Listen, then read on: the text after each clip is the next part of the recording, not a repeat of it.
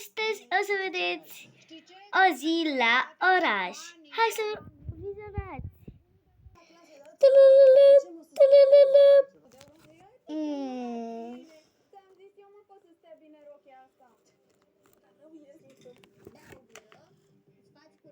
Da? Hai, ieși afară?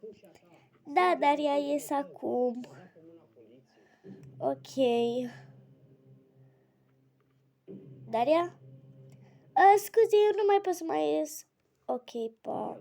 Și Miruna au început să fie văzute tot mai des împreună cu Alina, care, fără o mamă prezentă în viața ei și le să alunece pe o pantă,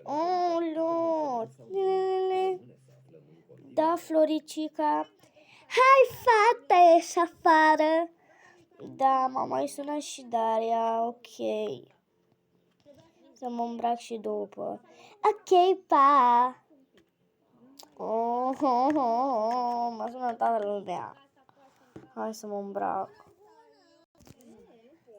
Așa, iar acum uite să mă duc afară.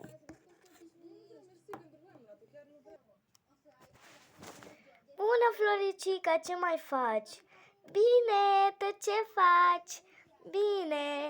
Haide ca să mergem și noi pe la magazin, poate ne cumpărăm și noi ceva dulce. Ok, haide. Bună ziua, cât costă aceasta? Pungă barbecue, picant.